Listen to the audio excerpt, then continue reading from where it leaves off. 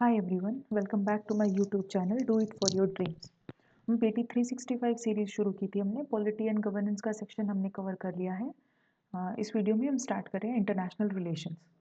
So without wasting much time, first topic है multilateral organisations.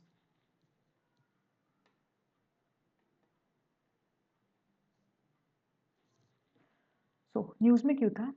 18th G20 summit हुई थी held in Rio de Janeiro, Brazil under the theme of building a just world and a sustainable planet। G20 के बारे में देख लेते हैं। marked the first time the African Union participated as a full member। first time African Union ने participate किया। Brazil ने host की थी। It is a third global south host. Brazil third global south host है after Indonesia जो 2022 में host किया था। इंडिया ने 2023 में होस्ट किया था। नेक्स्ट तो G20 की समिट जो होगी will be held in South Africa. Brazil, India and South Africa forms the troika. Troika में जनरली 3 मेंबर्स होते हैं। पास्ट में जो मेंबर रह चुका है वो, प्रेजेंट का मेंबर और जो फ्यूचर का मेंबर होगा वो। कंटिन्यूसली 3 मेंबरशिप इसमें दिखाते हैं। तो Troikaa of G20, Brazil, India and South Africa. also the part of IBSA, India, Brazil and South Africa and BRICS grouping। कुछ ग्लोबल अलायंस है against the hunger and poverty. Global alliance है against the hunger and poverty. तो aim क्या है इसका? Accelerate करना global efforts को hunger और पॉवर्टी को रिमूव करने के लिए। गोल्स अगर गोल देखें तो 500 मिलियन लोगों तक पहुंचना with cash transfer programme in low income countries by 2030। इसके साथ साथ एक high quality school meals provide करना to 150 million additional children in vulnerable countries। 92 member countries हैं। इंडिया भी इसकी मेंबर है। ग्लोबल अगेंस्ट ग्लोबल इनिशिएटिव जो है, ग्लोबल अलायंस जो है against hunger and poverty approach. It operates globally through voluntary partnership and commitments. कोई डेडिकेटेड फंड नहीं है। Instead it connects countries with the donors and technical support. तो इसका dedicated कोई फंड नहीं है, ये अलग अलग कंट्रीज को रीच आउट करती है। टेक्निकल सपोर्ट या जो भी डोनर्स हैं वो अलग अलग कंट्रीज से होते हैं। हेडक्वार्टर देखिए, G20 का कोई परमानेंट सेक्रेटेरिएट या परमानेंट हेडक्वार्टर नहीं है। 1999 में बना था after the Asian financial crisis. इसके लिए it acts as a forum for the finance ministers and central bank governors जो डिस्कस करते हैं about the global economic and financial issues, उनके बारे में। Upgraded to the level of head of statement और government in the wake of 2007 global economic and financial crisis. तो पहले finance ministers या सेंट्रल बैंक के गवर्नर्स मिलते, देन 2007 के बाद से हेड ऑफ द स्टेट या हेड ऑफ द गवर्नमेंट भी मिलते हैं। डिसीजंस जो G20 में लिए जाते हैं they are not legally binding. Members कौन कौन है? G20 comprises 19 countries plus European Union, since 2023 the African Union also। 19 countries में कौन कौन सी? Argentina, Australia, Brazil, Canada, China, France, Germany, India, Indonesia, Italy, Japan, South Republic of Korea, Mexico, Russia, Saudi Arabia, South Africa, Turkey, United Kingdom and United States. Purpose क्या है इसका? एक important role play करता है shaping and strengthening of global architecture and governance on all major international economic issues. Annual summit annually होते हैं। Annually G20 की meeting होती है under the leadership of rotating presidency. Is supported by the Troikaa, मतलब 3 countries जो host करेंगे। Previously जिसने host किया होगा, करंट जो होस्ट करिए और इनकमिंग प्रेसिडेंसी जिसके पास होगी वो तीनों मेंबर मिलके बनाते हैं ट्रोइका। सो की टेक अवे क्या थे इस समिट के? First is about the social inclusion and fight against hunger and poverty. Global alliance against hunger and poverty launch किया गया to eradicate the poverty and hunger. हमने इमेज में ये एक्सप्लेनेशन इसकी देखी। Next is global coalition for local and regional production, innovation and equitable access. ये launch किया गया प्रमोट करने के लिए एक्सेस किसके लिए? To vaccines, diagnostics and other health technologies for neglected disease and vulnerable persons. So African union के बारे में थोड़ी सी इंफॉर्मेशन दी हुई है। हेडक्वार्टर है एडिस अबाबा में, इथियोपिया में। 2002 में लॉन्च हुआ था as a successor to the Organisation of African Unity, जो 1963 से 1909 तक था। 55 मेंबर स्टेट्स हैं अफ्रीकन कॉन्टिनेंट की। ऑब्जेक्टिव क्या है? अफ्रीका का ग्रोथ और इकोनॉमिक डेवलपमेंट को प्रमोट करना by championing the citizen inclusion and increased cooperation and integration of African states. इसके अलावा कुछ की फैक्ट्स है। Recently African Union has suspended Niger from all its activity due to military को। India is also engaged with two other groups of Africa. One is AFCFTA and SACU. ये first है African Continental Free trade Agreement और दूसरा है South African Custom Union. So African Continent Free trade Agreement क्या है? 2018 में sign हुआ था बिटवीन 55 अफ्रीकन नेशंस। किस लिए? एक फ्री ट्रेड एरिया क्रिएट करने के लिए, largest free trade area create करने के लिए in the world. South African Custom Union, ये कस्टम यूनियन है among the 5 countries of Southern Africa. कौन कौन सी? Botswana, Eswatini, Lesotho, Namibia and South Africa. 1910 में इस इस्टेब्लिश किया गया था is the world oldest custom union, world का सबसे ओल्डेस्ट कस्टम यूनियन है और इन दोनों से ही इंडिया इंगेज्ड है।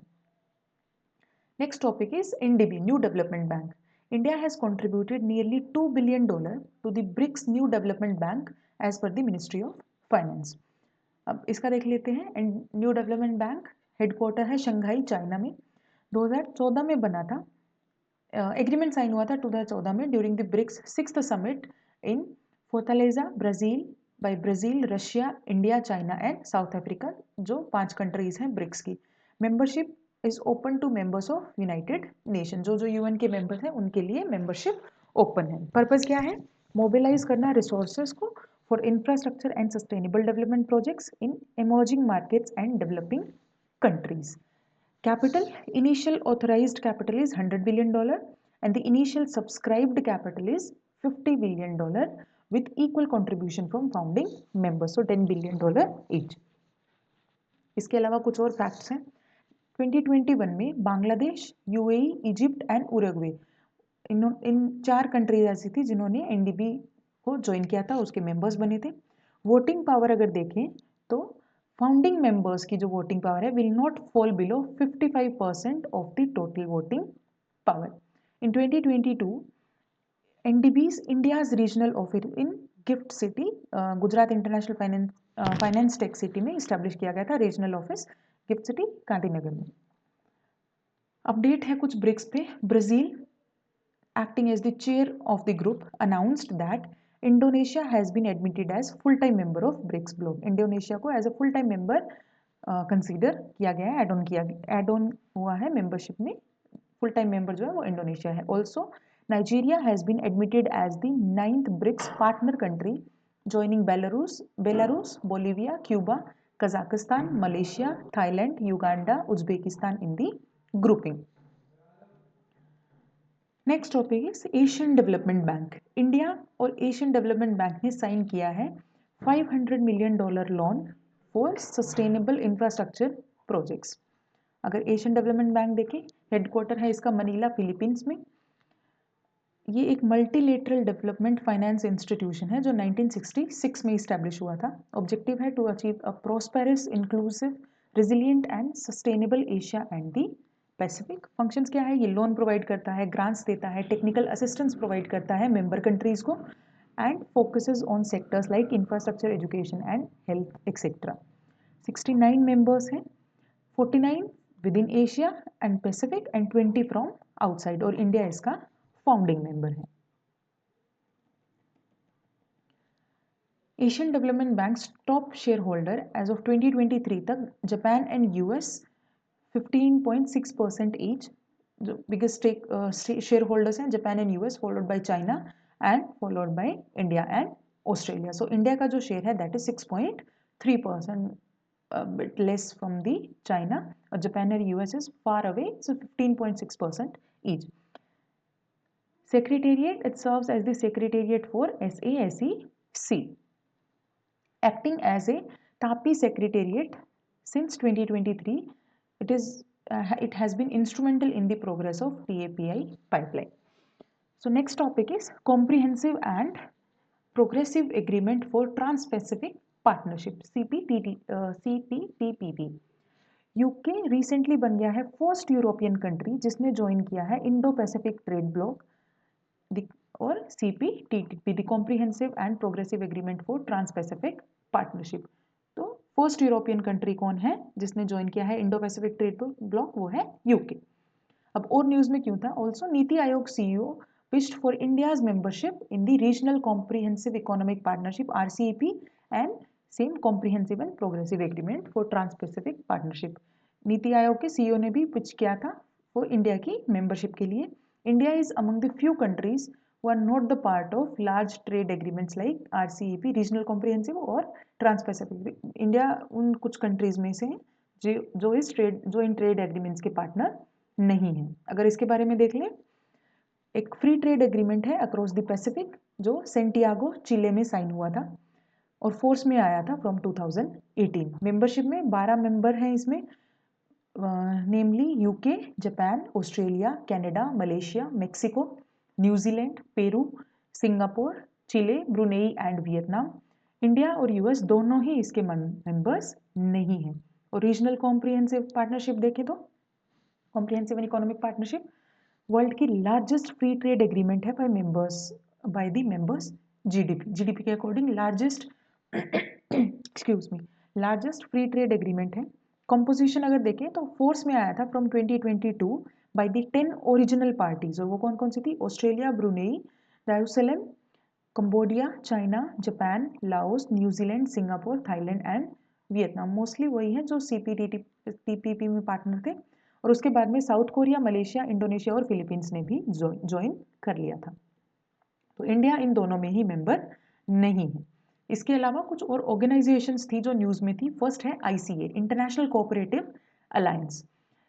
ये global cooperative international cooperative alliance global cooperative conference is being organized in India for the first time in 130-year long lasting history of ICA। कब बनी थी? 1895 में बनी थी लंदन में। ये क्या रोल क्या है इसका? एक ग्लोबल ऑर्गेनाइजेशन है जो यूनाइट करती है, रिप्रेजेंट करती है और सर्व करती है कोऑपरेटिव्स वर्ल्ड वाइड। 306 मेंबर्स हैं across 105 countries. It serves as an apex body किसके लिए? For cooperative movement. Global platform provide करती है for collaboration, knowledge exchange and coordinated action. So इतने सालों के बाद फर्स्ट टाइम इंडिया में इसकी ये ग्लोबल कोऑपरेटिव कॉन्फ्रेंस ऑर्गेनाइज हो रही। Next body is UN peace building commission. India re-elect हुआ है to UN peace building commission for the term of 2025-26। अब ये peace keeping commission peace building commission establish हुआ था 2005 में। एक इंटर गवर्नमेंटल एडवाइजरी बॉडी है जो सपोर्ट करती है पीस एफर्ट्स को कॉन्फ्लिक्टेड एरियाज में। कंपोजिशन अगर देखें तो 35 मेंबर स्टेट्स हैं elected from general assembly, security Council and economic and social council. Top financial contributing countries and troop contributing countries to the United Nations system are also members of the UN Peacebuilding Commission। Mandate अगर देखें ये it brings together all the relevant actors to marshal resources and advise on the strategies for post-conflict peace building। India का role क्या है? India is among the largest contributor किसका? Of uniformed personnel to UN peacekeeping with more than 6,000 personnel presently deployed है in the mission worldwide। Next is UN Disengagement Observer Force (UNDOF). UN Secretary General recently paid tribute to Brigadier Amitabh Jha। अब कौन थे ये? Who was serving with the United Nation Disengagement Observer Force at the Golan Heights। में सर्व कर रहे थे। UN Secretary General recently उसको tribute pay किया। किसको? ब्रिगेडियर अमिताभ झा। अब ये disengagement observer force status headquarter camp Faouar Syrian side of Golan Heights establish हुआ था by UN security council in 1974 following the 1974 disengagement of forces agreement between Israel and Syria. उसी के subsequent ये establish हुआ था जिसको इस्टेब्लिश किया था UN सिक्योरिटी काउंसिल ने। इसकी मैंडेट क्या है, एक सीज फायर एंड मेंटेन करता है और सुपरवाइज करता है एरिया ऑफ सेपरेशन को, सुपरवाइज करता है एरिया ऑफ लिमिटेशन को, and the mandate is renewed every 6 month by United Nation Security Council and has been renewed till June 2025। अगर हम इसराइल और सीरिया के केस में देखें तो इंडिया का रोल क्या है, थर्ड लार्जेस्ट मिलिट्री कंट्रीब्यूटर है इस ऑब्जर्वर फोर्स का। Deployment is स्टेशनड along the alpha line जो इजरायली लाइन है एंड द ब्रेवो लाइन जो सीरियन लाइन है in the Golan Heights. Next is United Nations Relief and Works Agency for the Palestine Refugees in the Near East, UNRWA, United Nations Relief and Works Agency। India ने recently release किया है second tranche of USD united $2.5 million to relief and work agency fulfilling its annual contribution of $5 million कि half पहले पे कर दिया था, second trench अभी रिलीज किया है इंडिया ने। अगर इस रिलीफ एंड वर्क एजेंसी के बारे में देखें, हेडक्वार्टर है अम्मान, जॉर्डन एंड गाजा में। इसको भी यूनाइटेड नेशन जनरल असेंबली ने फॉर्म किया था by resolution in 1949 following by the जो अरब इजराइल वॉर हुआ था 1948 में, उसके बाद to carry out the direct relief and work programmes for Palestinian refugees जो थे पैलेस्टीन के, उनको रिलीफ और वर्क प्रोग्राम्स प्रोवाइड करने के लिए इस्टेब्लिश किया था यूनाइटेड नेशन जनरल असेंबली में ने through a resolution in 1949। Funding mechanism क्या है, funded almost entirely by the voluntary contribution from UN member states, completely voluntary contribution से फंड आते हैं। मैंडेट एक्सटेंड किया गया है till 30 June 2026 and area of work operates in Jordan, Lebanon, Syria, Gaza strip, West Bank including the east Jerusalem. Next is United Nations International Justice Council (IJC). Retired Supreme Court Judge Madan B. Lokar has been appointed as the chairperson to the United Nations Internal Justice Council. अब इस council के बारे में देख लेते हैं। General Assembly ने again इसको इस्टेब्लिश किया था to establish to the IJC to ensure independence and accountability in the UN internal justice system। UN के इंटरनल जस्टिस सिस्टम में इंडिपेंडेंस और अकाउंटेबिलिटी इंश्योर करने के लिए जनरल असेंबली ने इस्टेब्लिश किया था। कॉम्पोजिशन 5 मेंबर्स हैं और मेंबर्स अपॉइंट होते हैं बाय द सेक्रेटरी जनरल। अब ये काम क्या करता है, tasked with the finding suitable candidates for vacant जज position in the UN dispute tribunal and UN appeals tribunal. ये ऑल्सो इसके साथ साथ ये अपने व्यूज प्रोवाइड करता है on the administration of justice system to the general assembly। Next is UN Habitat.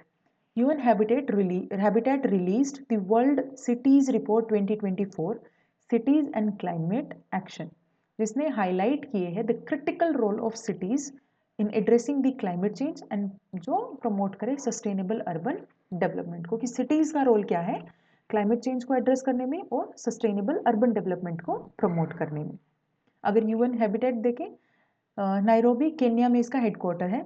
1778 में इस्टेब्लिश हुआ था by following Habitat 1 which led the foundation for United Nation human settlement programme. इसने फाउंडेशन रखी थी UN Habitat की। Objective क्या है, mandated by United Nation General Assembly, किसके लिए, जो सोशली और इन्वायरमेंटली सस्टेनेबल टाउन और सिटीज को प्रमोट करता है।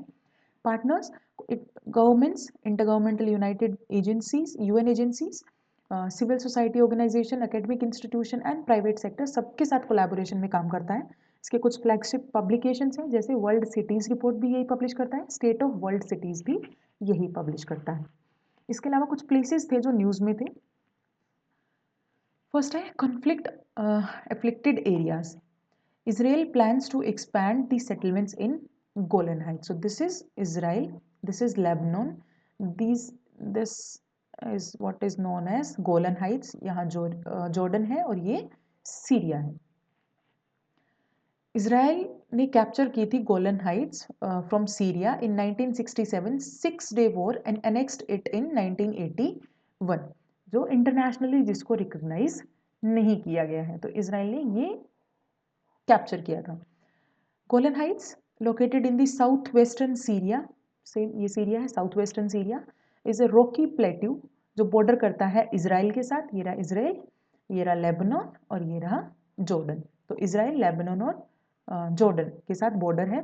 It is bounded by Jordan River and Sea of Galilee on west side, Mount Hermon on the north side, north there is Mount Hermon, seasonal Wadi al Ruqad in east and Yarmouk river in the south. Strategic importance अगर देखें तो monitoring Syrian movement, Syria's capital Damascus is only 60 kilometer from the Golan Heights. Syria की capital से this is only 60 kilometer away. It provides a natural buffer against the military advancement from Syria. Just because ये rocky plateau है तो ये एक natural या shield provide करता है to protect against the military advancements that are coming from Syria. दूसरा है Philadelphi corridor.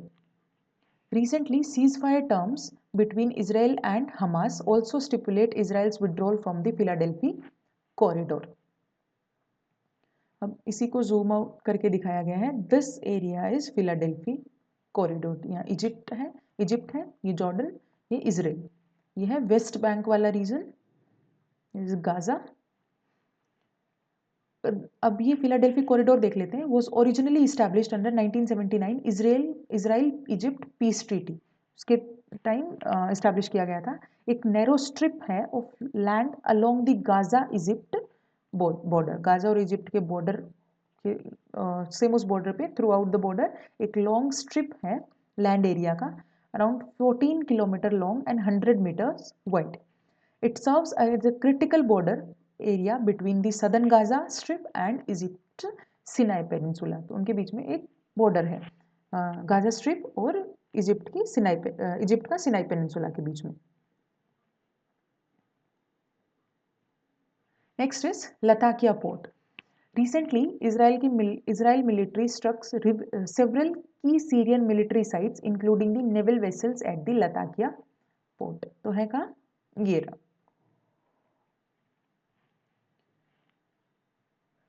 It is located on the East Mediterranean coast on a good harbor with an extensive agricultural hinterland in the west of Syria. तो Mediterranean सी के east में आता है। Other Mediterranean ports of Syria are Tartus and Banias.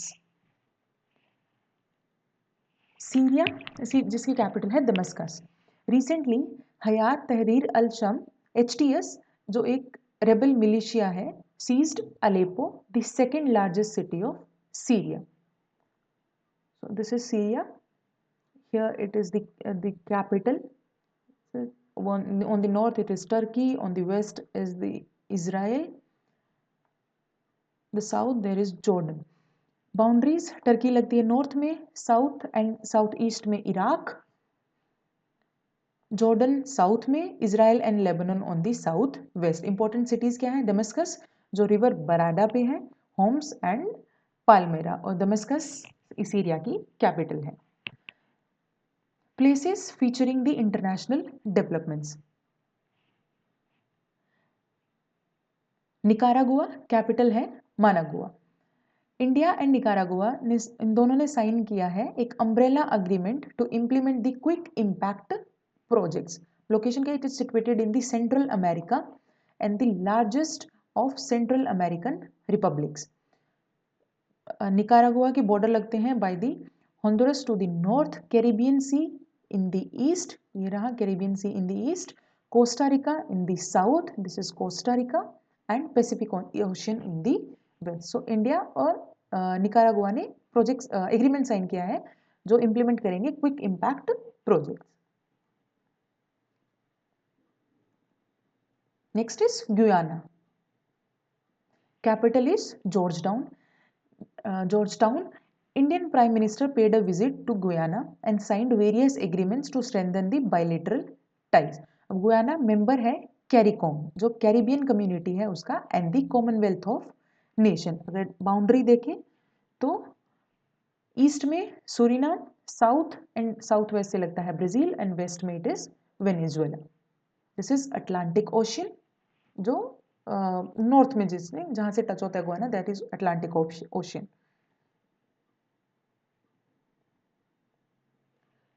Next is Dominica, capital है Roseau. Commonwealth of Dominica honoured prime minister of India with the Dominica award of honour. ये Commonwealth का member है 1978 से। The island country of the Lesser Atlantis in the eastern Caribbean Sea. This is the only island with a relatively large and distinctive group of Carib Indians. तो ये only island है जहाँ पे there are respectively large and distinctive group of Carib Indians. Next is Greenland. Capital है Nuuk. The US president has expressed interest in buying the Greenland from Denmark. तो US president ने interest show किया था कि वो Greenland will buy Greenland from Denmark. Presently under the control of Denmark है. It is the world's largest island which lie to the North Atlantic Ocean. Atlantic Ocean के north में आता है, world का largest island है. Greenland is a part of Denmark. 2/3 of the island lies within the Arctic Circle. इसका 2/3 area Arctic Circle में आता है and it is above the Atlantic Ocean. Surrounding countries कौन सी है? It is separated from Canada by Ellesmere Island to the north by only 16 miles. The nearest European country is Iceland. India has it has world second largest ice sheet and जो सब first world की largest जो है वो है Antarctica में। जो second largest ice sheet है that is in Greenland. North east Greenland national park world का लार्जेस्ट नेशनल पार्क है and it experienced 24 hours of sunlight in the summer. तो ये कुछ की फीचर्स हैं जिसकी वजह से इसको यूनिक बनाते हैं that these facts can be important for prelims point of view. Liberia, capital is Monrovia. India and Liberia holds the first foreign office consultations to deepen and diversify the bilateral ties. Africa's oldest republic and never subjected to colonial rule. तो ये जिसपे कभी कोई colonial power ने rule नहीं किया। Land boundaries देखें तो सियरा लियोन नॉर्थ वेस्ट में, Guinea in the north and Cote d'Ivoire in the east. Maritime boundary लगती है अटलांटिक ओशन से साउथ एंड वेस्ट में। इसके अलावा डस्टी एंड ड्राई हार्मटन जो एक डेजर्ट विंड है, it blows from Sahara bringing relief from high relative humidity. ये सहारा से फ्लो होती है towards the area. Next is Norway, capital है जिसकी ओस्लो। कंटेक्स्ट क्या है? इंडिया नॉर्वे दोनों ने डिस्कस किए investments under the European free trade association pact. About 2/3 of Norway is mountainous. Norway का 2/3 एरिया माउंटेनियस रीजन है and much of is indented coastline lie carved by the deep glacial fjords. Fjords क्या होते हैं? इनको फिजोर्ड्स भी बोलते हैं, फ्योर्ड्स भी बोलते हैं। एक बहुत डीप ग्लेशियल ट्रफ होते हैं, it is filled with sea water and making up shoreline in the high latitudes.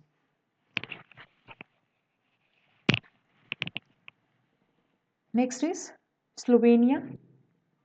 India and Slovenia ने अनाउंस किए हैं 5-year प्लान। किसके लिए? To strengthen their scientific and technological collaboration in various areas. ये कहाँ है? सेंट्रल यूरोप में है। ये रहा, एक तरफ ऑस्ट्रिया है, हंगरी है। Boundaries Austria, Hungary, Croatia and Italy. It has the coastline along the Gulf of Venice. Next place that was in news is Nigeria, capital है अबूजा में। Indian prime minister conferred the Nigerian national award Grand Commander of the Order of Niger. तो prime minister को confer किया था Nigerian government ने। Nigeria की boundary देखें तो Niger in the north, Chad in the north east, Cameroon in the east and Benin in the west. Maritime boundaries है Gulf of Guinea. Major lakes हैं यहाँ पे, लेक चाड जो fresh water lake है, border करती है Nigeria को, Chad and Niger को। It is the largest oil and gas producer Africa में and the most populous country of Africa. Next is Lesotho. India sent 1000 metric ton of rice to Lesotho as humanitarian aid to support food security and nutrition. तो Lesotho एक landlocked country है located entirely within South Africa. It is also known by the name of the Mountain Kingdom. Next is Triton Island.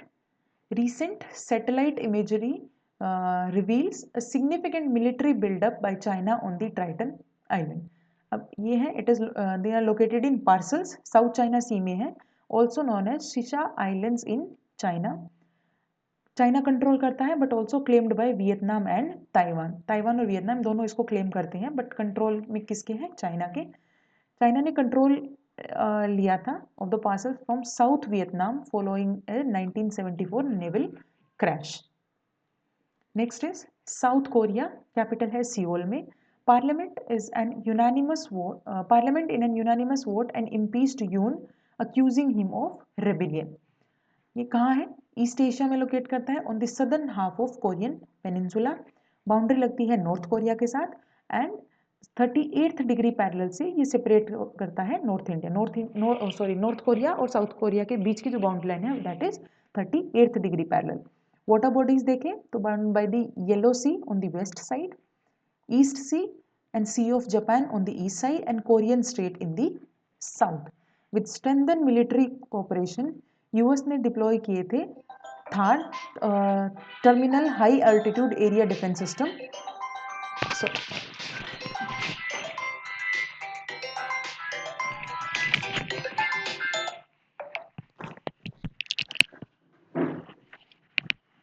Next is responsible AI in the military domain summit 2024 जो Seoul में हुई थी. ने announce किए हैं legally binding blueprint for action. किसके लिए? To govern the responsible use of AI in the military. And the key point is that it is legally non-binding. This is blueprint for action जो govern करेगा AI use को in the military. Next is Kerch Strait. Recently, Russian tanker splits in storm spilling oil in the Kerch Strait waterway. Straight क्या होता है? Straight एक narrow waterway होता है between two pieces of land.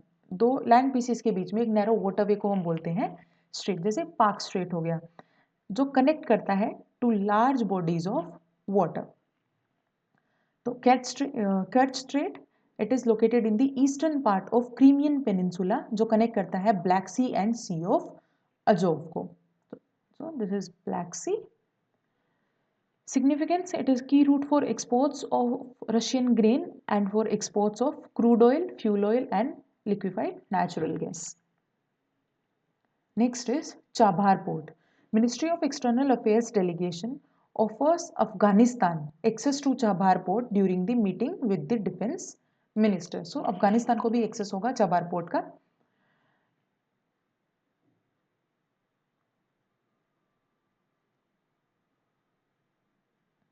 It is site at the mouth of Gulf of Oman. There are two distinct ports in the Chabhar port, Shahid Besheti and Shahid Kalantri. Significance क्या है? Gives India an alternative route that bypass Pakistan. और ये किसको bypass करने के लिए? Mainly ये Gwadar port को, which does not allow India land access for trade with the Afghanistan and Central Asia. तो next topic is Panama Canal. US President-elect Donald Trump threatened to reimpose the US control over the Panama Canal. अब Panama Canal एक 82 kilometre artificial waterway है जो connect करता है Pacific और Atlantic ocean को through Panama. तो दिस इज ये अटलांटिक, दिस इज पैसिफिक. ये कनेक्ट करता है इन दोनों को थ्रू पनामा कैनाल. Significance क्या है? It is one of the two most strategic artificial waterways in the world. The other being the Suez Canal. First is Suez Canal and second is Panama Canal. It shortens the journey of ships between east and west coast of US by 800 miles, around 22 days की. इतना cover करके जाने से अच्छा है तो अगर ships या इसके थ्रू पास होंगी तो ये 800 माइल्स को माइल्स डिस्टेंस को कम कर देता है. Next is Gulf of Mexico. Recently there has been a proposal नाम चेंज करने के लिए किसका, of Gulf of Mexico to Gulf of America. Gulf of Mexico boundaries देखें तो यूएस नॉर्थ में, मेक्सिको वेस्ट एंड साउथ में, and Cuba in the south east. ये कनेक्ट करता है अटलांटिक ओशियन को through the Straits of Florida and Caribbean Sea via the Yucatan Channel. Mississippi River और Rio Grande River दो drain करती हैं reverse. Control और ओनरशिप अगर देखें तो it is shared by the US, Mexico and Cuba. It has the largest continental shelf and oil and natural gas extraction का सबसे बड़ा रिजर्वोयर एंड फिशरीज का भी सबसे लार्जेस्ट रिजर्वोयर है। Next is vulnerability. It is prone to hurricanes and twisters because of warm waters and atmospheric conditions. So next is bilateral relations. India-Afghanistan relation. Recently, first bilateral meeting between India's Foreign Secretary and Afghanistan Acting Foreign Minister took place in Dubai. Background अगर देखें दोनों countries के relationship का, India and Afghanistan share close ties with 1950s friendship treaty. Strategic connectivity, Afghanistan location as the heart of Asia is vital किसके लिए, for India's access to central Asia. India access कर सकता है सेंट्रल एशिया को only through Afghanistan via historic routes like Khyber and Bolan passes.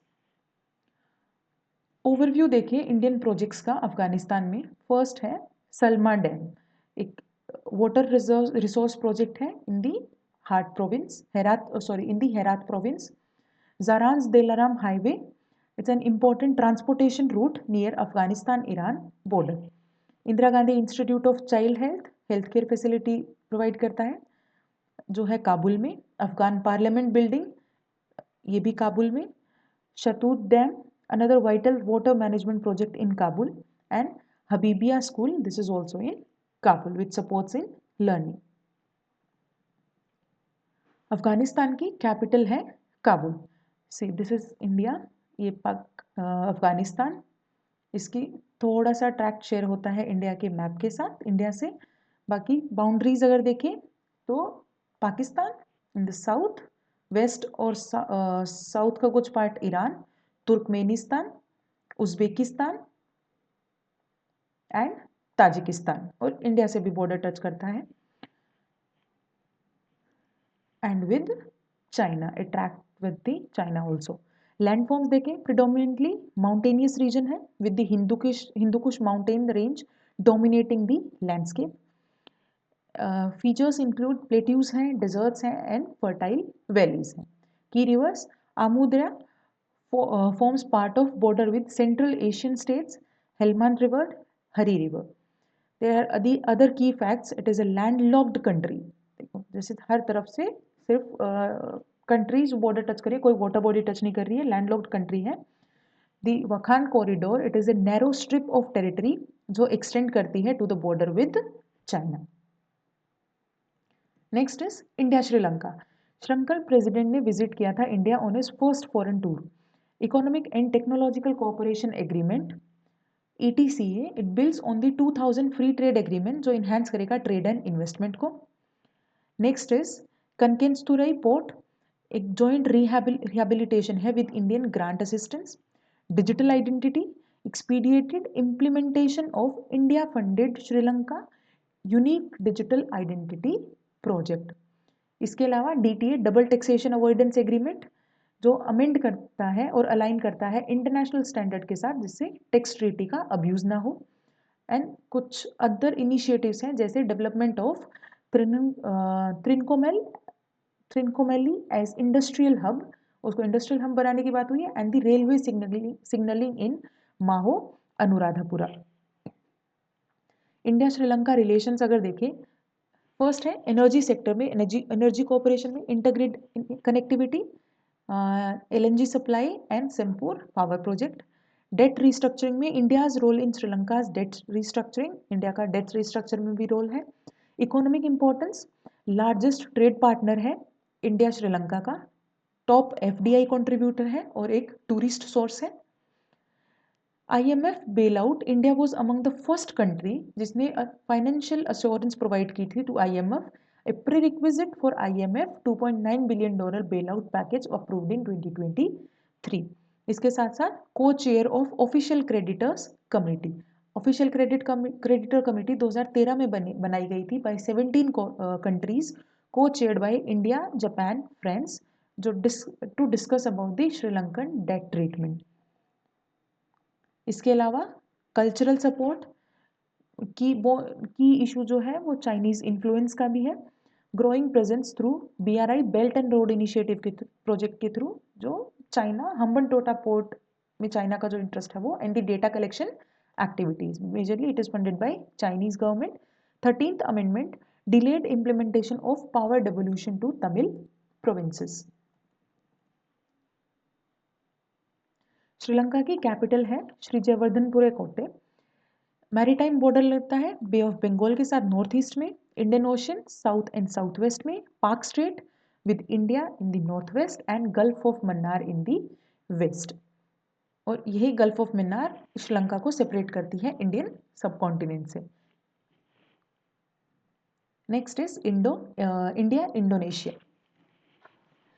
Indonesian president ने visit किया India during the 75th anniversary of India Indonesia diplomatic relations और attend किया था 76th Republic Day celebration as a chief guest. अगर India Indonesia relationship देखें, first in economic engagement, it is enhanced through EFD, India Indonesia economic and financial dialogue. इसके अलावा regional partnership, दोनों countries member हैं, जैसे BRICS में, Indian ocean rim association में और अदर बॉडीज में भी. इंफ्रास्ट्रक्चर एंड कनेक्टिविटी देखें तो with Indonesia, Malaysia, Thailand growth triangle जो IMTGT है उसके थ्रू. ट्रेड में Indonesia is India's second largest trading partner in ASEAN countries.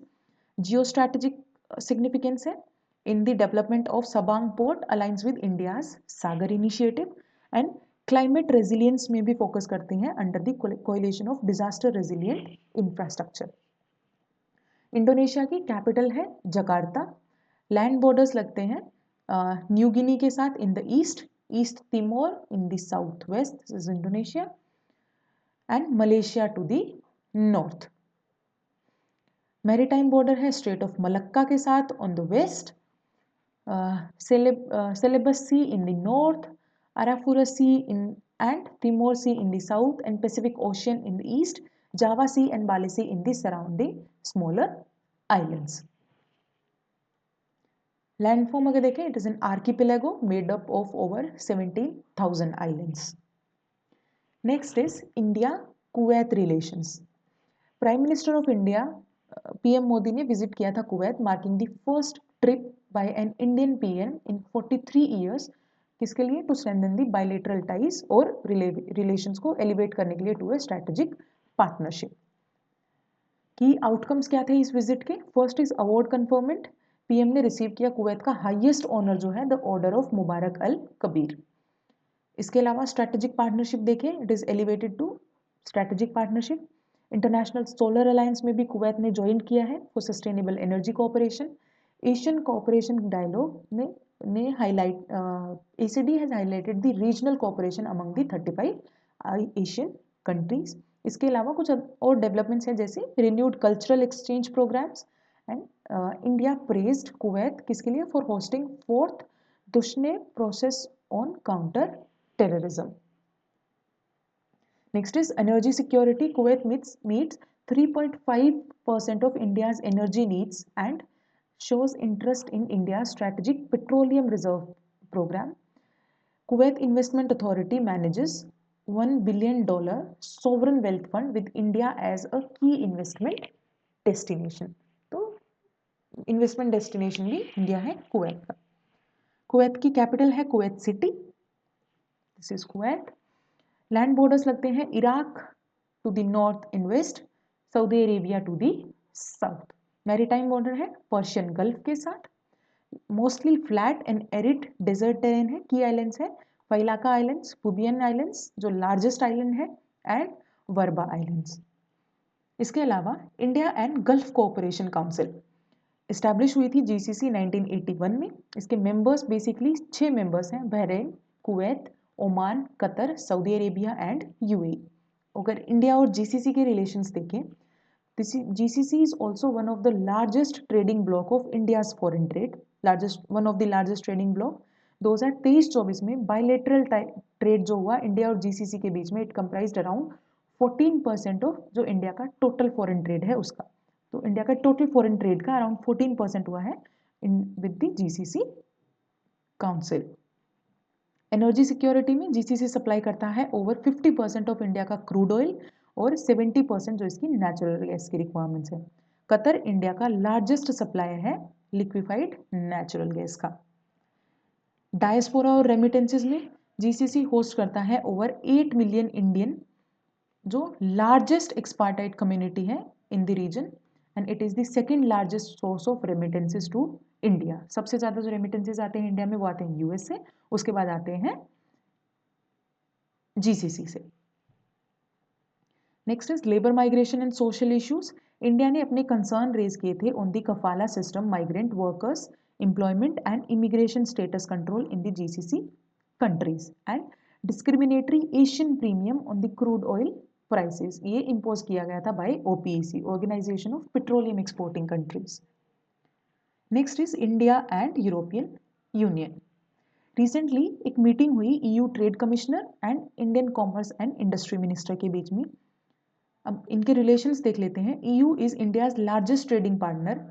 India is EU's 9th largest trading partner with a trade surplus. EU India का largest trading partner है और EU के point of view से देखें तो India 9th largest partner है and trade surplus में है.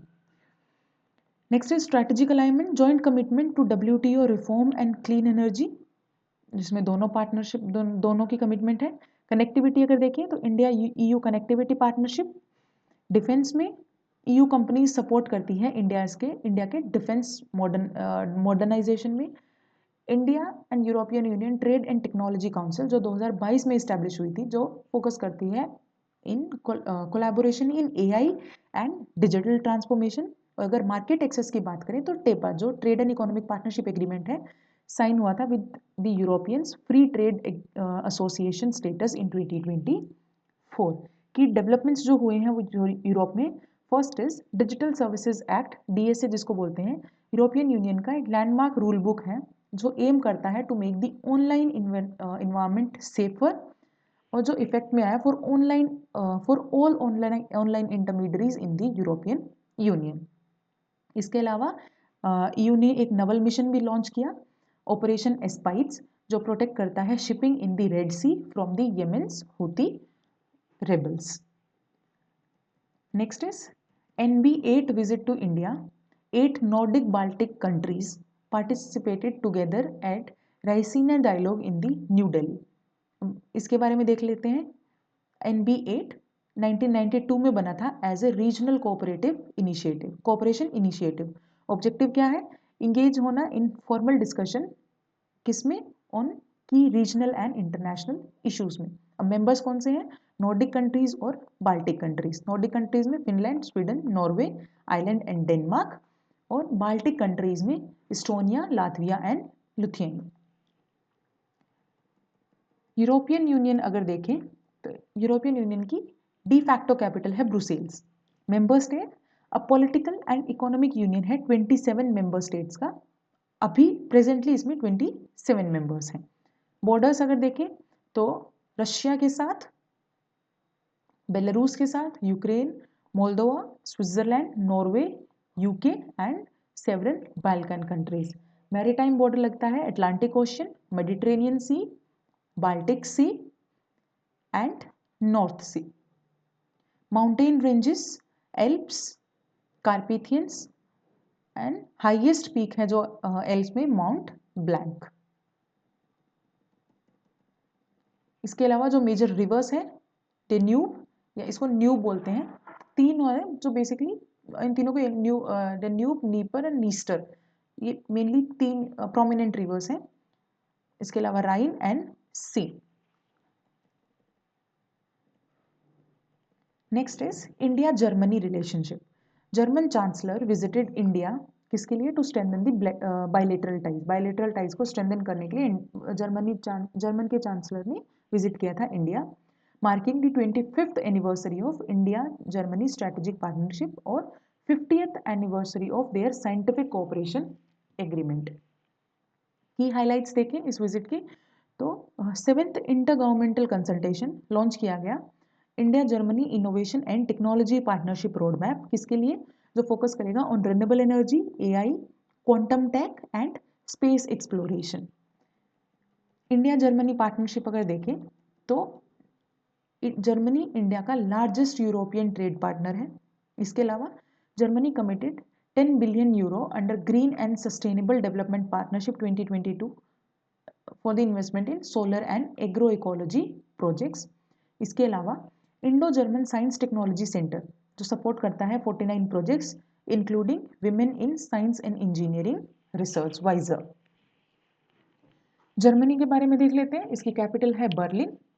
लैंड बॉर्डर्स लगते हैं, this is Germany, land border लगते हैं डेनमार्क के साथ in the north, Poland, Kazakh, Austria, Switzerland, France, Luxembourg and Belgium in the west, ये बेल्जियम तक यहाँ हो गया in the west, and Netherlands to the north waste.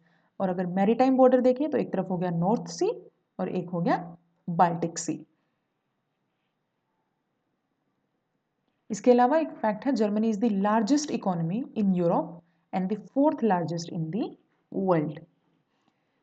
Next is India Italy relations. Prime minister of India and Italy has announced a joint strategic action plan during a bilateral meeting on the sidelines of G20 summit in Rio de Janeiro। अब की highlights क्या है plan की, first focus करता है economic cooperation पे in the field of automotive, semiconductors, infrastructure and advanced manufacturing. इसके अलावा ये बात करता है कनेक्टिविटी की under India middle east Europe economic corridor के अंडर। साइंस एंड टेक्नोलॉजी में cooperation होगा in the field of AI, digitalization and space, and launch of Indo-Italian Innovation and Incubation Exchange Program। and energy transition अगर देखें तो organise करेगा tech summit जो strengthen करेगा alliances like global biofuel alliance and international solar alliance. अब कुछ की facts हैं इंडिया इटली रिलेशंस के। Historical context connect, Italy's port cities were key trading ports on the ancient spice route. Marco Polo visited India in the 13th century. Strategic partnership in 2023 with Italy joining India-led initiatives like IPOI and IMEC. Italy's exit from China's BRI 2023, पहले belt and Road initiative का partner था, उसके बाद Italy ने exit कर दिया था 2023 में। It aligns with India's effort to counter Chinese influence. Defence and security में भी डिफेंस कोऑपरेशन एग्रीमेंट हुआ था 2023 में, जो research, industrial cooperation and maritime domain को इसमें कोलैबोरेशन करेगा।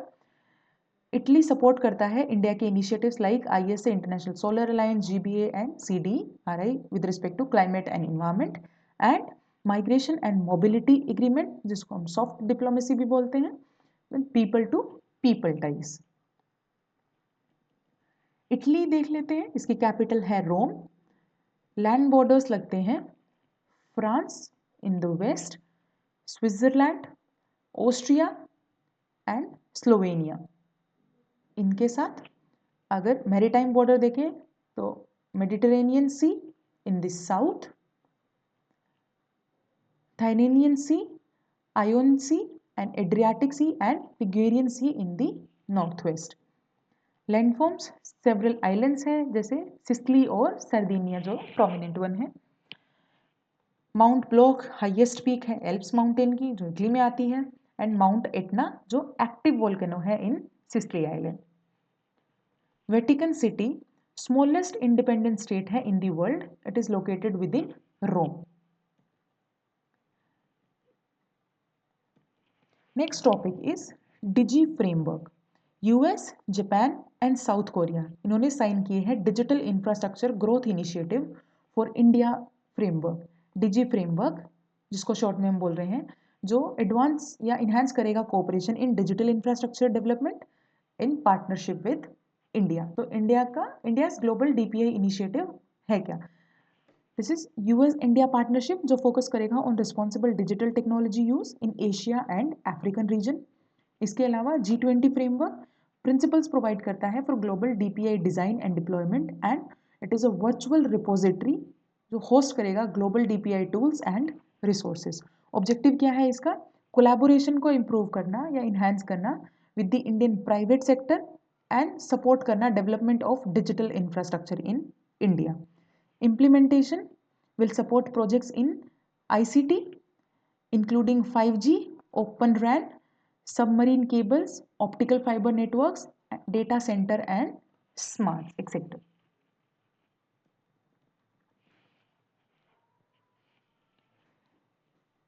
Next topic is the Riyadh Design Law Treaty DLT। India ने साइन किया है final act of Riyadh Design Law Treaty जो रीअफर्म करता है इट्स कमिटमेंट किसके लिए? To foster inclusive growth and strengthening its intellectual property ecosystem. Nearly 2 decades of negotiation after this, member states of World Intellectual Property Organization WIPO उन्होंने adopt कर दिया है landmark DLT। Design is a category of IP intellectual property जो consist करता है products के ornamental aspect को। वीपो के लिए देख लेते हैं, इसका हेडक्वार्टर है जेनेवा में स्विट्जरलैंड में। एक स्पेशलाइज्ड UN की एजेंसी है जो 1969 में 67 में बनी थी जो इंटेलेक्चुअल प्रॉपर्टी राइट्स को प्रमोट करती है। 193 मेंबर्स हैं, इंडिया भी इसका मेंबर है। Next topic is belt and Road initiative. Brazil ने रिसेंटली डिसाइड किया है against joining चाइना's belt and Road initiative, becoming the second BRICS member after India not to endorse the initiative. So first is India, second is Brazil जिसने China का Belt and Road Initiative endorse नहीं किया, it is against that. Previously countries like Italy and Philippines have also announced their withdrawal from BRI. हमने Italy का अभी थोड़ी देर पहले देखा कि इंडिया के भी इंटरेस्ट में ये आ रही है ये चीज़ कि it has abstained from the BRICS, it has abstained from the BRI membership. BRI अगर देखें Belt and Road Initiative China ने लॉन्च किया था 2013 में as One Belt One Road जो कनेक्ट करता है Asia with Africa and Europe through land and maritime networks. Components अगर देखें, दो कंपोनेंट हैं इसके। First is Silk Road Economic Belt and Maritime Silk Road. Silk Road Economic Belt एक transcontinental passage है जो लिंक करता है चाइना को to Europe and Middle east, और मैरीटाइम सिल्क रोड एक सी रूट है जो कनेक्ट करता है चाइना को with South East Asia, South Asia, Africa and Europe. इससे रिलेटेड और न्यूज़ थी BRI cooperation framework. Nepal and China ने साइन किए हैं BRI cooperation framework. This framework is expected to pave the way implementing BRI projects in Nepal which joined BRI in 2017। तो नेपाल ने BRI join किया था 2017 में और ये फ्रेमवर्क ऐसा एक्सपेक्ट किया जा रहा है कि it will implement the BR initiative projects in Nepal. Also both countries have committed to developing the trans Himalayan connectivity network and जो इम्प्रूव करेगा infrastructure in roads, railways, aviation and power grids. Pakistan, Bangladesh and Sri Lanka वो भी members हैं BRI के। Next topic is Crossroads of Peace Initiative. During a recent trilateral consultation किस में? India, Iran and Armenia में। The Armenian side briefed on connectivity initiative crossroads of peace. अब इस initiative के बारे में देख लेते हैं। It is an ambitious regional transport proposal जो एम करता है at connecting Armenia with neighbouring countries जैसे Turkey, Azerbaijan, Iran and Georgia. Objective क्या है इसका? To revitalise and develop the crucial infrastructure. कौन कौन से? Roads, railways, pipelines, cables and electricity lines जो फैसिलिटेट करेगा flow of goods, energy and people across the Nations. ये एम करता है कनेक्ट करने को Caspian Sea to the Mediterranean Sea and Persian Gulf to the Black Sea through easier and more efficient transportation links. Next topic is first trilateral power transaction. Inauguration हुआ है और first trilateral power transaction from Nepal to Bangladesh कैसे? Through the Indian grid took place. Through the Indian grid. अब इस agreement के बारे में देख लेते हैं। ये ट्रिपार्टाइट पावर सेल्स एग्रीमेंट है between NTPC Vidyut Vyapar Nigam, Nepal Electricity Authority and Bangladesh Power Development Board. इसका ऑब्जेक्टिव है फैसिलिटेट करना पावर ट्रांजैक्शन को फ्रॉम नेपाल टू बांग्लादेश, कैसे? इंडियन ग्रिड के through with an export of up to 40 megawatt of power. Next is Cascade Declaration, 10th Global Forum of United Nation Alliance of civilisation UNAOC, उन्होंने adopt किया है Cascade Declaration इन पोर्तुगल। अब United Nation Alliance of civilisation UNAOC establish हुआ था 2005 में to serve as a soft power political tool. United Nation Secretary of the UN Secretary General for conflict prevention, पहले conflict prevent करने के लिए और अगर हो जाए तो कॉन्फ्लिक्ट को रिजोल्व करने के लिए, फॉर प्रिवेंशन एंड रेजोल्यूशन। अब की हाइलाइट्स देख लेते हैं। ये प्रमोट करता है principles of tolerance, peaceful existence and it build the bridges between cultures. इसने रिकॉग्नाइज किया है पोटेंशियल ऑफ आर्टिफिशियल इंटेलिजेंस कि AI को हम यूज कर सकते हैं एज ए टूल जो प्रमोट करेगा intercultural and inter religious dialogue. It acknowledged the central role of inclusive, quality and transformative education की बहुत इंपॉर्टेंट है in promoting the dialogue, peace and human rights.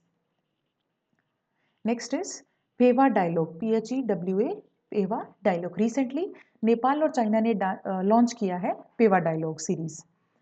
अब ये डायलॉग क्या है? It डेराइव्स it's name from famous Pewa lake जो situated है पोखरा valley of Nepal, जो पोखरा वैली ऑफ नेपाल में है एक लेक है, उसी के नाम से इस डायलॉग का नाम पड़ा है। This will be Nepals first official think tank, Nepal का पहला ऑफिशियल थिंक टैंक होगा जो डेडिकेटेड होगा south Asia regional economic integration के लिए। Next is CARICOM, second India CARICOM summit concluded in Guyana, कहाँ, वेयर इंडिया प्रपोज्ड 7 की पिलर्स, इंडिया ने 7 की पिलर्स प्रपोज किए हैं जो स्ट्रेंथन करेगा ties between India and Caribbean community. अब इंडिया कैरिबियन कम्युनिटी के बारे में देख लेते हैं। एक रीजनल ऑर्गेनाइजेशन है जो इकोनॉमिक इंटीग्रेशन और कोऑपरेशन को प्रमोट करती है कैरिबियन रीजन में। 1973 में इस्टेब्लिश हुई थी। सेक्रेटेरिएट जॉर्ज टाउन गुयाना में है। इट एंजॉयज ऑब्जर्वर स्टेटस है कैरिबियन कम्युनिटी के पास यूनाइटेड नेशन जनरल असेंबली में सिंस 1991। इसमें 20 मेंबर्स हैं, मेंबर्स में 20 कंट्रीज हैं, of which 15 are the member states and 5 are the associated states. The first ever India CARICOM summit 2019 में हुआ था. Now there are some issues related to security. First is Interpol. Interpol introduced the Silver Notice as a part of pilot phase involving 52 countries, जिसमें India भी included है, to combat the transnational organized crime by targeting criminal assets. अब इस silver notice के बारे में देख लेते हैं। ये फैसिलिटेट करेगा लोकेशन को आइडेंटिफाई करेगा और इंफॉर्मेशन ऑब्टेन करेगा about the laundered assets like property, vehicle, financial accounts and businesses. Its scope is it targets the assets जो क्राइम से लिंक हैं, जैसे कि फ्रॉड, करप्शन, ड्रग ट्रैफिकिंग और इन्वायरमेंटल क्राइम। अब इंटरपोल के बारे में देख लेते हैं। 1923 में इस्टेब्लिश हुई थी। इट्स वर्ल्ड की लार्जेस्ट इंटरनेशनल पुलिस ऑर्गेनाइजेशन है। 196 मेंबर्स हैं। हेडक्वार्टर है इसका लियोन, फ्रांस में। इसका पर्पस क्या है? Global cooperation among the law enforcement agencies, international crime को कॉम्बैट करने के लिए। ये फैसिलिटेट करता है communication and cooperation among the law enforcement agencies, but it can not arrest और it can not conduct the investigations independently. ये solely arrest से रिलेटेड डिसीजन भी नहीं ले सकता, अरेस्ट भी नहीं कर सकता और इंडिपेंडेंट इन्वेस्टिगेशंस भी नहीं कर सकता।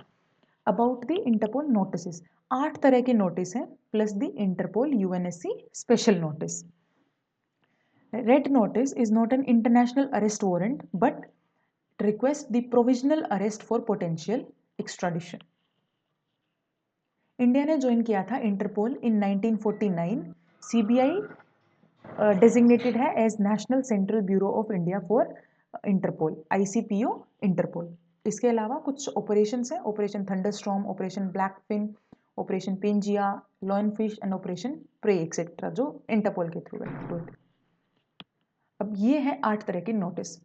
Red notice, green notice, yellow notice, orange, blue, purple, black notice and UN security council का स्पेशल नोटिस।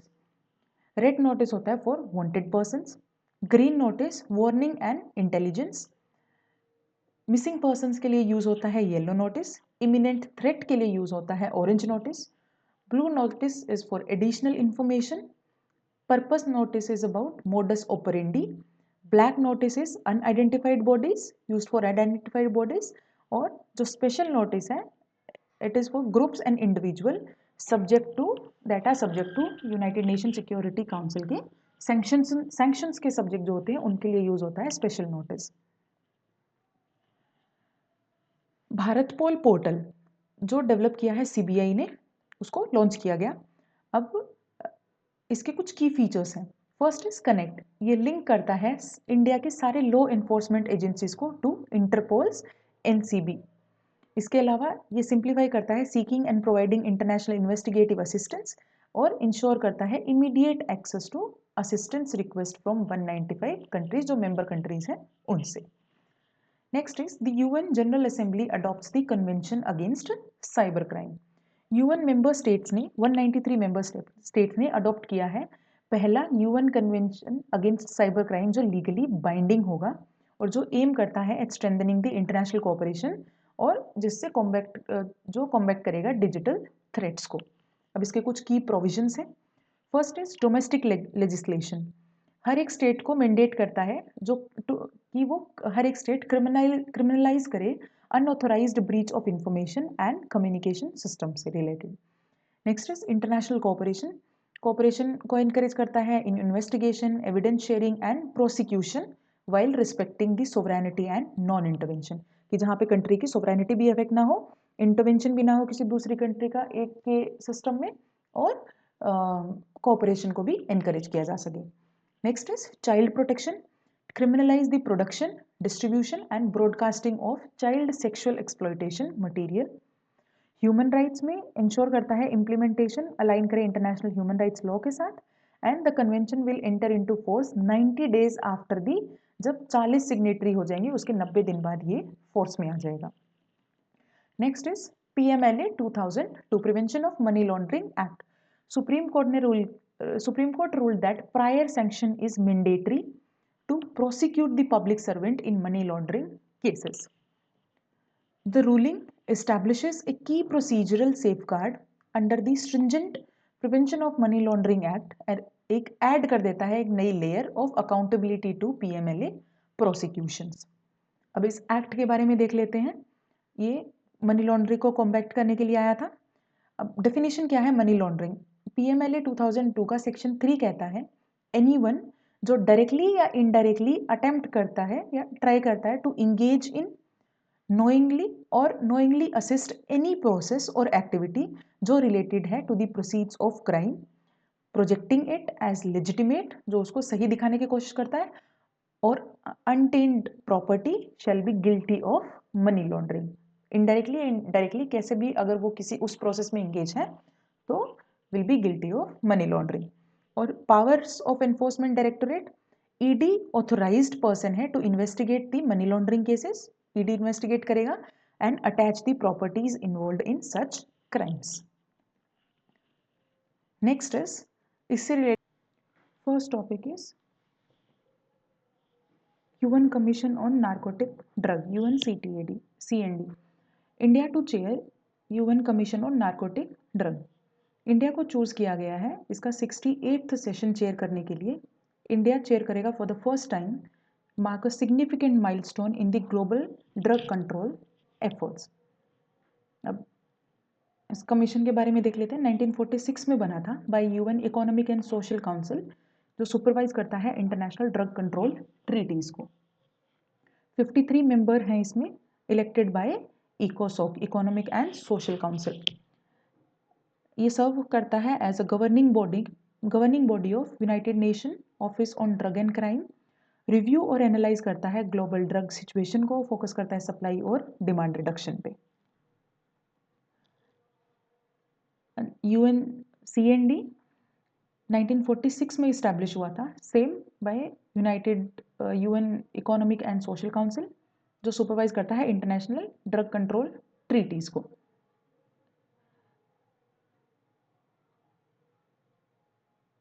सेम यही चीज दोबारा रिपीट हुई है यहाँ पे। Okay, so next is national investigation agency NIA।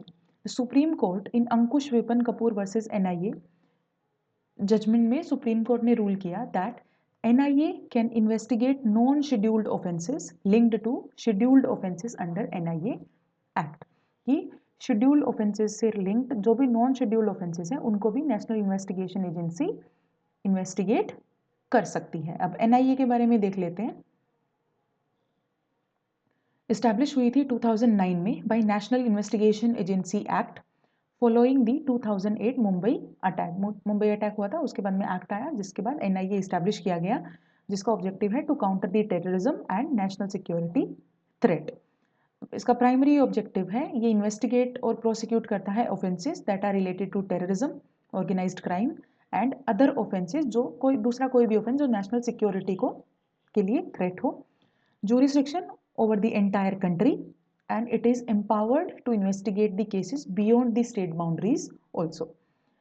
Central agency है and its investigations are authorized by Ministry of Home Affairs. इसके पास अथॉरिटी है अरेस्ट करने की, इन्वेस्टिगेट करने की और प्रोसिक्यूट द अक्यूज्ड इंडिविजुअल्स। अब NIA इन्वेस्टिगेट करती है offences under various laws. First है UAPA, unarmed activities prevention act. ये प्रोवाइड करता है एक legal framework for, this is unlawful activities prevention act, provide करता है एक लीगल फ्रेमवर्क जो अनलॉफुल एक्टिविटीज और टेररिज्म से रिलेटेड हो। एक्सप्लोसिव सब्सटेंस एक्ट, जो it deals with the use and handling of explosive material. Atomic energy act address करता है threats that are related to nuclear terrorism. Narcotic drugs act control and prevents the drugs related offenses act that are linked to related acts that are linked to terrorism, and IPC, it covers a broad range of terrorist activities under Indian law. Next is Indian Chemical Council, ICC wins 2024 OPCW the Hague Award. The Organization for Prohibition of Chemical Weapon conferred the 2024 Hague Award on the Indian Chemical Council, ICC को confer किया है for its contribution to chemical safety and compliance with the Chemical Weapon Convention. इनके लिए ICC को confer किया है OPCW को Hague Award. Hague Award क्या है? 2014 में इस्टेब्लिश हुआ था। ये ऑनर करता है contribution to CWC goals, chemical weapon से रिलेटेड गोल से। फर्स्ट टाइम अवार्ड हुआ था to chemical industry body. Next is digital arrest, एक न्यूएस्ट फॉर्म है साइबर फ्रॉड की जो प्रेवलेंट हो रही है मेनली 2024 से। ये एक स्कैम है, एक ऑनलाइन स्कैम है that defrauds victims of their money. The scammers intimidate the victims and falsely accuse them of illegal activities.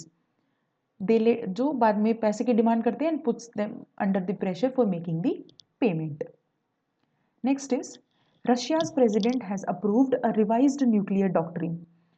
Russia ने अपडेट की है अपनी 2020 न्यूक्लियर डॉक्ट्रिन जिसने रीअफर्म किया है role of nuclear weapons in deterring enemies and expanding the scenarios for their potential use.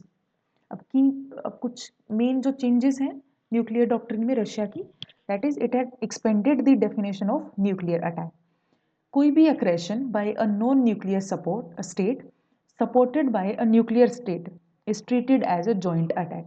कि अगर कोई नॉन न्यूक्लियर स्टेट भी अग्रेशन शो कर रहा है after getting this support from nuclear attack तो उसको बोला जाएगा एक जॉइंट अटैक जो जस्टिफाई करेगा न्यूक्लियर रिटेलिएशन को। Targets countries allowing their territories to be used against Russia. उसके साथ साथ इसने लोअर किया है न्यूक्लियर रिस्पॉन्स थ्रेशहोल्ड को, expanded from defending states existence to protecting the sovereignty and territorial integrity. Belarus formally placed under Russia's nuclear umbrella. Belarus भी Russia की doctrine के अंडर है। Next is it new triggers for nuclear response. expansion of military coalitions, large scale exercises near Russian borders, and positioning of enemy military infrastructure closer to Russia. तो ये कुछ की changes हैं Russia की nuclear doctrine में. Next topic is list of violent groups. ये कुछ violent organisation है और इन एरिया और कंट्रीज में प्रोमिनेंटली वायलेंट थी. M23 मार्च 23 मूवमेंट या M23 रेबल्स कॉन्गो में एक्टिव था. हिजबुल्ला लेबनान में, अबू सैयफ फिलीपींस में, अल शबाब सोमालिया में, हुथी येमेन में, बोको हराम इन Nigeria, ISIS Islamic state of Arab and Syria, this is in Iraq and Syria, जेमा Islamia in Indonesia, Philippines and Malaysia, Al-Qaeda, that is globally, particularly in Afghanistan, Pakistan and Yemen, Ansar al-Sharia, it's in Libya and Tunisia, PKK, Kurdistan Workers Party, was active in Turkey and Iraq, Hamas in Palestinian territories, specifically in Gaza Strip, Arakan Rohingya Salvation Army, Myanmar में, और दूसरी Kachin independence army भी Myanmar में, Ansar Dine in, FARC revolutionary armed forces of Colombia, नाम से पता चल रहा है कोलंबिया में एक्टिव था. इसके अलावा कुछ एक्सरसाइजेस थी, बाइलेटरल एक्सरसाइज जो न्यूज में थी. फर्स्ट इज गरुड़ शक्ति, इंडियन आर्मी ने पार्टिसिपेट किया था. इंडिया और इंडोनेशिया की जॉइंट स्पेशल फोर एक्सरसाइज थी गरुड़ शक्ति 24. विनबेक्स 24 वियतनाम और इंडिया की बाइलेटरल आर्मी एक्सरसाइज थी जो अंबाला में हुई थी हरियाणा में. Austra Hind annual joint military exercise at Pune between India and Australia, नाम से पता चल रहा है. स्लाइनेक्स बाइलेटरल नेवल एक्सरसाइज थी श्रीलंका और इंडिया में. हरिमऊ शक्ति इंडिया और मलेशिया की एनुअल जॉइंट मिलिट्री एक्सरसाइज थी. एक्सरसाइज शक्ति इंडिया और फ्रांस के बीच में, ये भी मिलिट्री एक्सरसाइज. अग्नि वॉरियर ये इंडियन आर्मी और सिंगापुर आर्म्ड फोर्सेस के बीच में. सिनबेक्स फर्स्ट एडिशन थी of joint table top exercise between India and Cambodian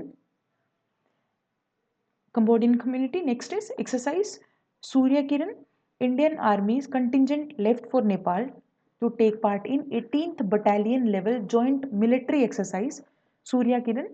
annual joint military exercise है बिटवीन इंडिया एंड नेपाल जो अल्टरनेटिवली होती है इन दोनों कंट्रीज में.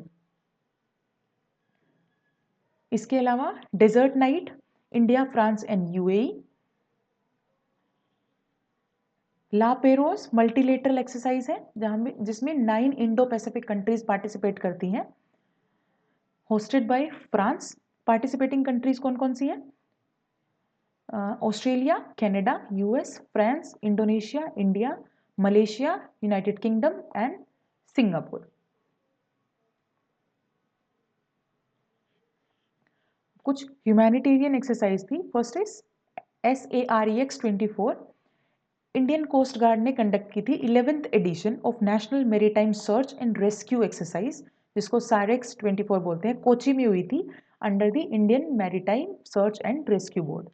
नेक्स्ट इज संयुक्त विमोचन, इंडियन आर्मी ने कंडक्ट की थी multilateral annual joint humanitarian assistance and disaster relief exercise है जिसको संयुक्त विमोचन बोलते हैं. 2024 गुजरात में हुई थी with participation from 9 friendly foreign countries.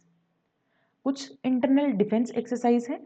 First is Sea Vigil 24, एक pan India coastal defence exercise है जो कंडक्ट की थी इंडियन नेवी ने to strengthen the coastal security. Operation Sagar Manthan NCB narcotics control bureau ने कंडक्ट की थी in coordination with Indian navy and coast guard, जिसके बाद सीज हुआ था 1700 of methamphetamine as a part of operation Sagar Manthan. Next is operation Sankalp जो launch किया था इंडियन नेवी ने to protect the maritime community from non traditional threats in Gulf of Aden, Arabian Sea and off the east coast of Somalia.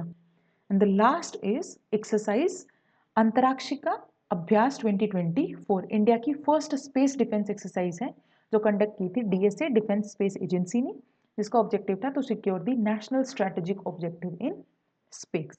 So that was about the IR section. In next class we'll start with the economy. So if you are guys having any doubt or any suggestion, you can write them in the comment section. And if you want to quickly revise the current affairs monthly magazine also, you can refer to our playlist, the rapid revision series. So see you in the next video. Till then, take care.